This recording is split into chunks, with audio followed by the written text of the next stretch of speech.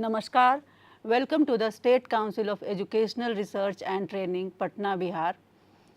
बच्चों, पिछली कक्षा में हमने सॉन्ग ऑफ माई सेल्फ किया था जो कि वॉल्ट विटमैन द्वारा रचित है। So today we will do the next half जहाँ से हमने छोड़ा था, लेकिन but before that let's come to the poem and read the lines once more. So let's see the poem. I celebrate myself and sing myself and assume and what I assume you shall assume, for every atom belonging to me as good belongs to you. I loaf and invite my soul, I lean and loaf at my ease, observing a spear of summer grass. My tongue, every atom of my blood, formed from this soil, this air, born here of parents, born here from parents, the same, and their parents the same. I now 37 years in old, in perfect health begin, hoping to cease not till death. Yesterday we had done till the line, I lean and loaf at my ease, observing a spear of summer grass.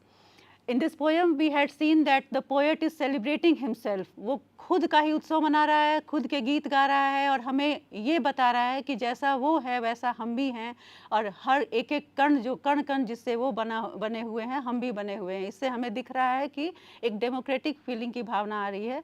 और पिछली कक्षा में I hope you must have understood. So let's now proceed to the further lines. आगे वो कहते हैं, poet कहते हैं कि my tongue, every atom of my blood, form from this soil, this air. वो कह रहे हैं कि चूँकि मैंने ये बात आपको पहले ही बताया कि वो अमेरिकन हैं और उनकी जो भाषा शैली थी उसके कारण उन्हें वहाँ अमेरिका में लोग उनके पोएम्स को उनको एक्सेप्ट नहीं कर रहे थे। और जब ये फर्स्ट टाइम पब्लिश कराए थे अपने पोएम्स को एट हिज ओन एक्सपेंस, लोग उनको एक तरह से बहिष्कार कर रहे थे और he had to lose his job also. उनको अपनी जॉब भी खोनी पड़ी थी क्योंकि उनके पोएम्स में लोगों को अश्लीलता नज़र आ रहा था। तो अब ये बार बार ये हमेशा सेलिब्रेट करते हैं खुद को, खुद का उत्सव मनाते हैं, कहते हैं ऐसा, लेकिन एक मन के कहीं कोने में उन्हें ये बात ज़रूर था कि वो अमेरिकन हैं और अमेरिका के लोग उन्हें एक्सेप्ट करें। तो उनके पोएम्स में भी हमें कहीं ना कहीं ये झलक दिखती है। तो अभी भी यहाँ वो जब बोल रहे हैं कि बॉर्न हियर फ्रॉम पेरेंट्स, हम लाइन को फिर से देखते हैं, लाइन्स को हम फिर से देखते हैं।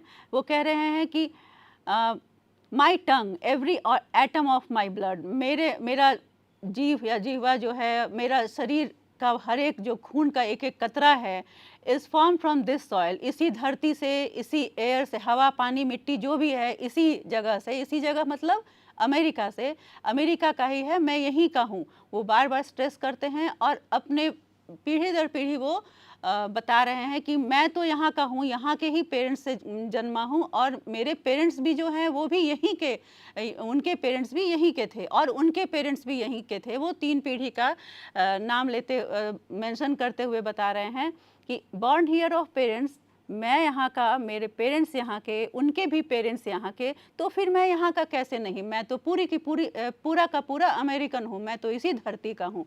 यहाँ भी वो स्ट्रेस दे रहे हैं कि वो भी अमेरिकन हैं और पूरी तरह से अमेरिकन हैं, कहीं इसमें कुछ ऐसा कोई शक नहीं है। कोई जब उन्हें लोग बहिष्कृत करते हैं तो ऐसा नहीं है कि वो यहाँ के नहीं हैं, वो पूरी तरह whole and soul he is of America, वो अमेरिका की धरती के ही हैं।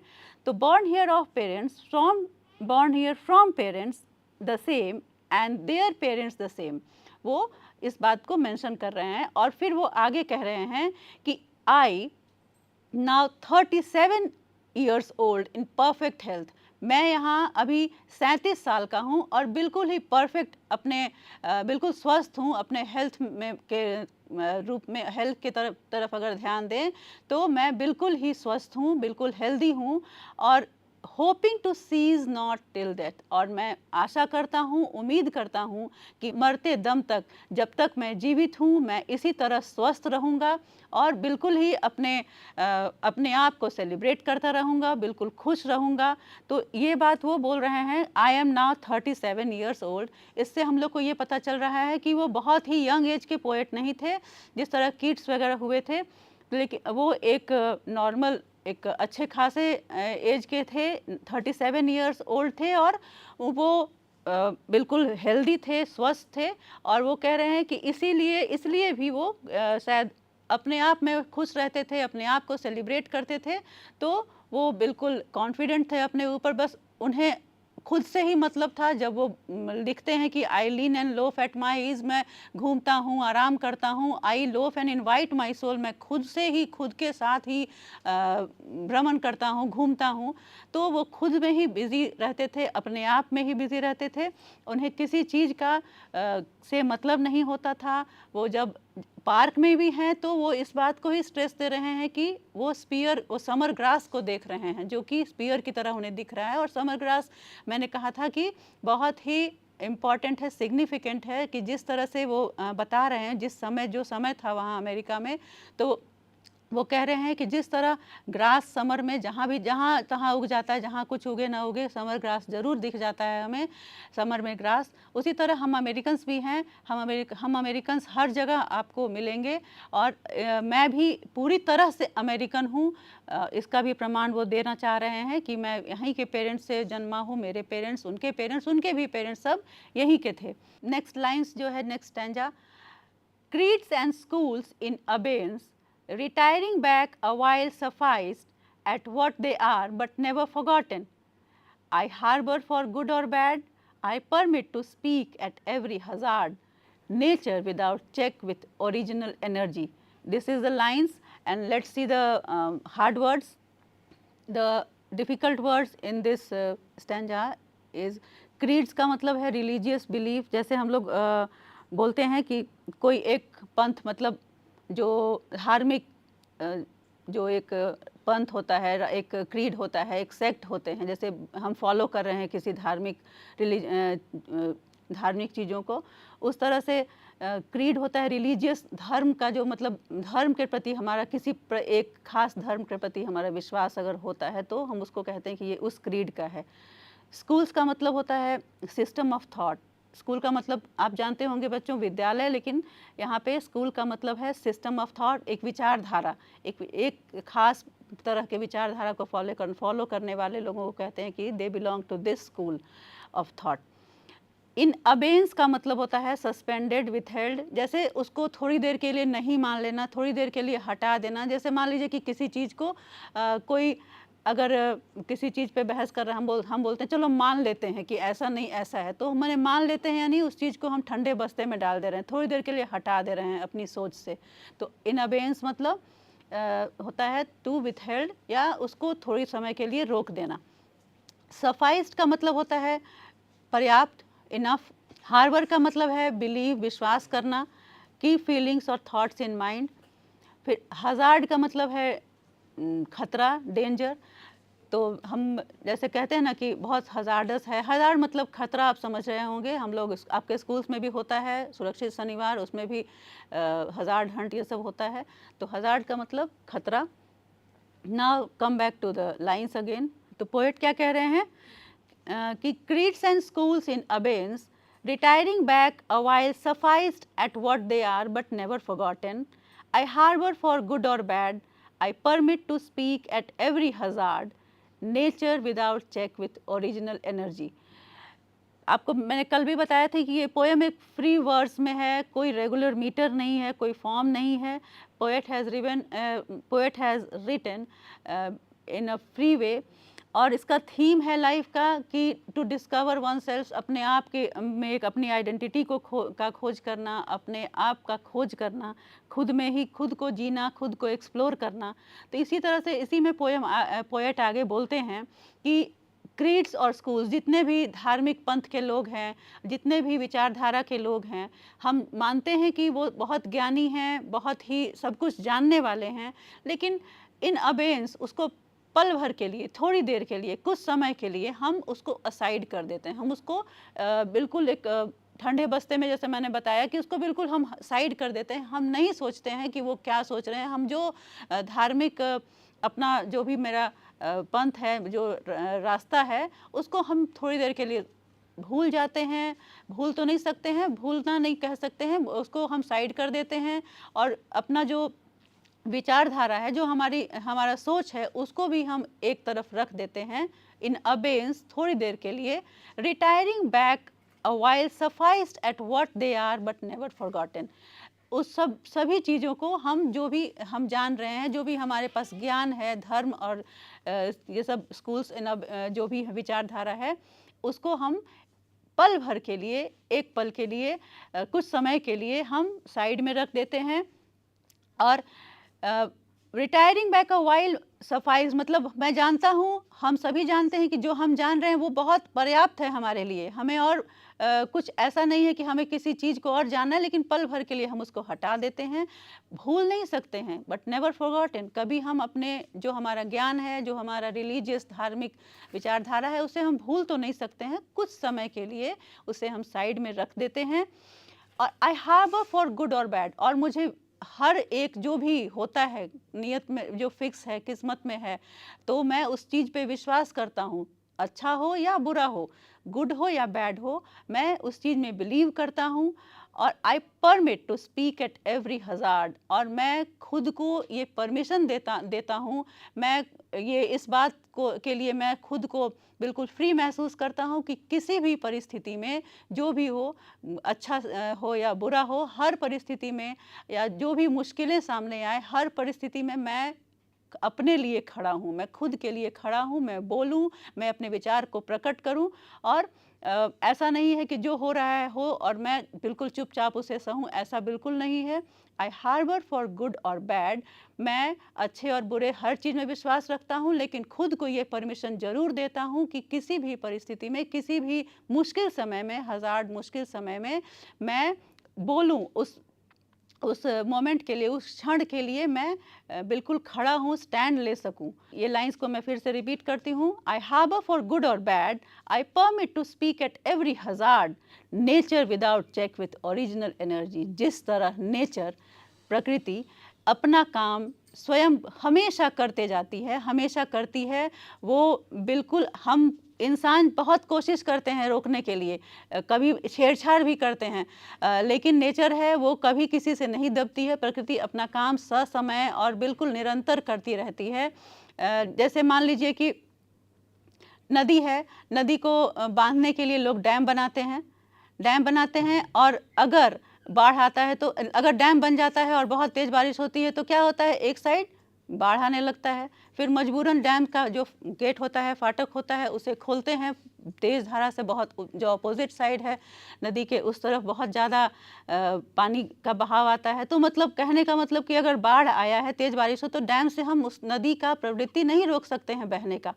या फिर सूरज को अगर डूबना है या सूरज को फिर रोज़ सुबह निकलना है, तो हम उस चीज़ को नहीं रोक सकते हैं, कभी नहीं रोक सकते हैं। जो भी है, जो भी नेचर, प्रकृति जो भी काम कर रही है, तो हम जैसे मनुष्य जो है बहुत सारा प्रकृति के साथ छेड़छाड़ कर रहे हैं, जंगल काट रहे हैं, फैक्ट्रीज लगा रहे हैं, पोल्यूशन हो रहा है, इससे लोगों को में परेशानी बढ़ रही है, हम ये सब देख रहे हैं। तो लेकिन अगर वो इंसान अगर इस तरह से प्रकृति के साथ छेड़छाड़ ना करे, आज हम देख रहे हैं, आप बच्चे देख रहे होंगे कि हमें पोल्यूशन से कितनी परेशानी हो रही है, या जो हम छेड़छाड़ करते हैं जंगलों के साथ, पहाड़ों के साथ, तो उसका क्या होता है, हमें उसका खामियाजा भुगतना पड़ता है। तो कहने का मतलब यहाँ है कि नेचर अपना काम, आप कितना भी उसे रोकने का कोशिश करें, नेचर अपना काम लगातार निरंतर करते जाता है। प्रकृति करती रहती है अपना काम, किसी के रोकने से नहीं रुकती और किसी के बांधने से भी वो नहीं बंध पाती। उल्टा वो उसे बिल्कुल अपना काम करना है तो करना है। उसी तरह पोएट यहाँ कह रहे हैं कि मैं भी अपना काम, मेरा जो काम है, मैं निरंतर करते रहना चाहता हूँ नेचर की तरह, और मैं हर परिस्थिति में खुद के लिए स्टैंड लेकर किसी भी जो मुश्किल है उसका सामना मैं कर सकता हूँ। मैं खुद को ये परमिशन देता हूँ। ऐसा नहीं कि कोई कुछ बोल के चला गया, कोई कुछ परेशानी मुझे डाल दिया मुझे, तो मैं चुपचाप, अगर मैं सच हूँ, मैं अगर निर्दोष हूँ, तो मैं अपना स्टैंड लूँगा। लेकिन अगर मेरे साथ जो भी अच्छा बुरा हो रहा है, उसको मैं विश्वास रखता हूँ और मैं उसको बर्दाश्त भी करूँगा, सहन भी करूँगा, और साथ में मैं अपनी मुश्किलों का सामना करने का भी क्षमता रखता हूँ, और नेचर की तरह निरंतर अपने काम को करते रहना चाहता हूँ। यहाँ हमने देखा कि शुरू के स्टैंजा में भी पोएट ने कहा कि वो खुद को सेलिब्रेट करना चाहते हैं, वो खुद का उत्सव मनाना चाहते हैं, वो खुद का गीत गाना चाहते हैं।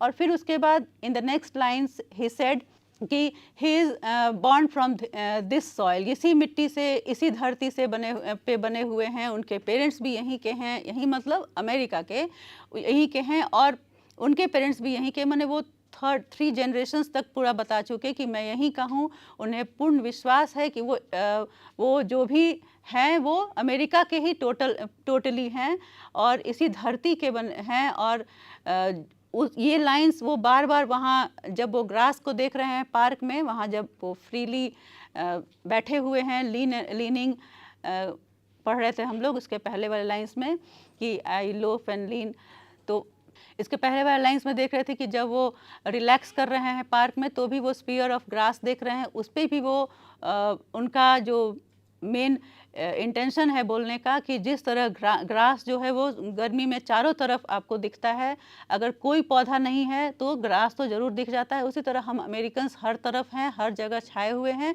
और मैं भी पूरी तरह अमेरिकन हूँ। और फिर बाद में बोलते हैं कि मैं तो बिल्कुल स्वस्थ हूँ। और इससे हमें क्या दिख रहा है कि वो ऑप्टिमिस्टिक थे।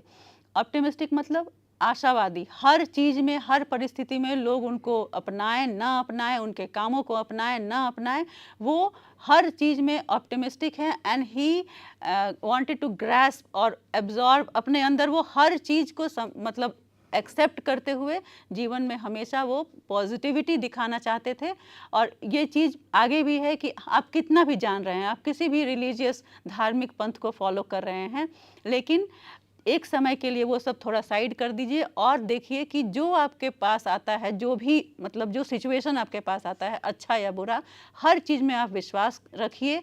और जो भी हज़ार्ड आपके जीवन में, जो भी मुसीबत, जो भी खतरा आता है, उसका सामना करना सीखिए। वो एक तरह से हमें ये संदेश दे रहे हैं बच्चों कि उसका सामना करना सीखिए। और जो भी, और बिल्कुल अपना काम निरंतर करते रहिए। दुनिया चाहे आपको कुछ भी कहे, किसी भी तरह से रोकने की कोशिश करे, लेकिन हमारा जो ओरिजिनल एनर्जी है, हमारे अंदर जो भी एनर्जी है, जो भी हमारा शक्ति है, प्रयास है, पावर है हमारे अंदर, हम उससे अपना काम, जीवन आगे बढ़ाते चलें, अपने आप को हम आगे बढ़ाते चलें और इसी तरह से अपने में मस्त रहें। Means you celebrate yourself. तो ये था पोयम। कैसा लगा आपको ये पोयम? आप ज़रूर पढ़िएगा इसको, और जिस अंदाज में मैंने पिछले क्लास में पढ़ के सुनाया था, बिल्कुल उसी अंदाज में पढ़िएगा। I celebrate myself, I sing myself, इस तरह से फिर देखिएगा कि आपको लगेगा कि मैं, अपने अंदर एक कॉन्फिडेंस आएगा, एक विश्वास, आत्मविश्वास जगेगा इस पोयम को पढ़ के। ये मैं ज़रूर आशा करती हूँ। तो ये है आपका पोयम। और थोड़ा हम लोग ये जो ट्रू एंड फॉल्स है उसको भी कर लेते हैं। तो आइए देखते हैं, आपका ट्रू एंड फॉल्स का कुछ स्टेटमेंट्स है। अगर वो सही होगा तो हम उसको, उसके आगे आप अपने नोटबुक्स में टी लिखिएगा, और अगर वो फॉल्स होगा, गलत होगा, आपको लगे कि गलत है, तो उस पर, उसके आगे आप फॉल्स लिखिएगा। The poet enjoys himself and sings for the self. Poet क्या करते हैं? खुद को एंजॉय करते हैं और अपने लिए ही गीत गाते हैं। क्या ये सही है? बिल्कुल सही है। फर्स्ट लाइन में ही यहाँ पे है कि आई celebrate myself and sing my self. Poet बोलते हैं कि मैं तो उत्सव मनाता हूँ, खुद का ही उत्सव मनाता हूँ, खुद के गीत गाता हूँ। तो वो तो बिल्कुल खुश हैं अपने आप में मगन। हम बोलते हैं ना कि वो तो कोई, किसी इंसान के बारे में कि वो तो अपने आप में मगन रहता है, तो उसी तरह से पोएट खुद में ही बिल्कुल खुश हैं, मगन हैं। तो यहाँ फर्स्ट जो लाइन है वो ट्रू होगा। The poet enjoys himself and sings for the self. अपने लिए ही गीत गाते हैं पोएट, अपने लिए ही खुद को एंजॉय करते हैं, खुद को सेलिब्रेट करते हैं। The speaker is different from others. Speaker जो है यानी पोएट जो हैं, मतलब वॉल्ट विटमैन जो हैं, वो औरों से अलग हैं। सही है? बिल्कुल नहीं, क्योंकि सेकेंड लाइन में भी हमने देखा था, उन्होंने कहा था and what I assume you shall assume. Poet ने कहा कि जो मैं सोचता हूँ, खुद के बारे में जो मैं सोचता हूँ, तुम भी वही सोचो, क्योंकि for every atom belonging to me as good belongs to you. उन्होंने कहा कि क्योंकि एक एक कण जो जिससे मैं बना हूँ, तुम भी उसी से बने हो, उन्होंने कहा था, इस बात पे वो अच्छा खासा स्ट्रेस देते हैं कि मैं जो हूँ वो तुम हो, जिस चीज़ से मैं बना हूँ तुम भी उसी चीज़ से बने हो।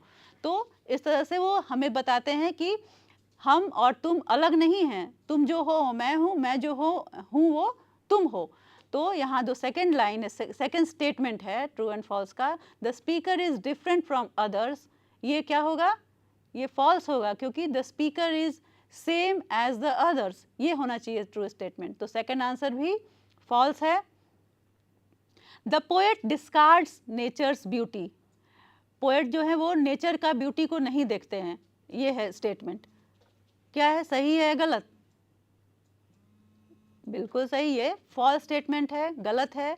कैसे हमें ध्यान आता है? आपके पास जो लाइंस है आप उसको देखिए, अपने बुक में लिखा है ना एक जगह वो कि I lean and loaf at my ease observing a spear of summer grass. मैं लीन और लोफ मतलब आराम से बैठ के और या फिर कभी घूमते भटकते हुए, मैं जब किसी पार्क में या ऐसी जगह जाता हूँ जहाँ पे आराम फरमा रहा होता हूँ, तो वहाँ भी मुझे समर का ग्रास दिखता है। सोचिए, घास तो बहुत ही मतलब हम लोग उसको इग्नोरेबल समझते हैं, लेकिन वो घास को भी देख के उसका स्पीयर नुमा, उसका भाला नुमा जो स्ट्रक्चर है, उसका भी यहाँ पे वो उसकी भी चर्चा कर रहे हैं, उसका भी बखान कर रहे हैं। यानी कि इनको नेचर से लगाव है, ये नेचर को देखते हैं और ध्यान देते हैं, डिस्कार्ड नहीं करते हैं, छोड़ते हैं, इग्नोर नहीं करते हैं।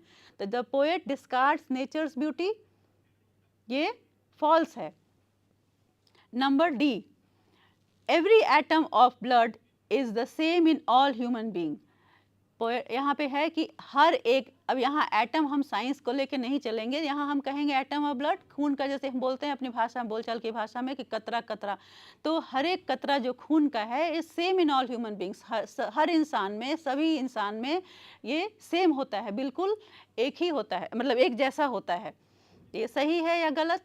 पोएट, आप इसके लिए फिर एक लाइन को देखिए कि यहाँ लिखा हुआ है कि my tongue every atom of my blood is form from this soil this air. वो बता रहे हैं कि हर एक एक कतरा कतरा जो है मेरा इसी धरती से, इसी हवा पानी से, सब कुछ से बना हुआ है, हवा से, इसी मिट्टी से बना हुआ है। यानी अमेरिका के, तो अमेरिका में तो कितने लोग हैं, तो सभी का एक है। तो इसका आंसर क्या होगा? नंबर डी का ट्रू है ये।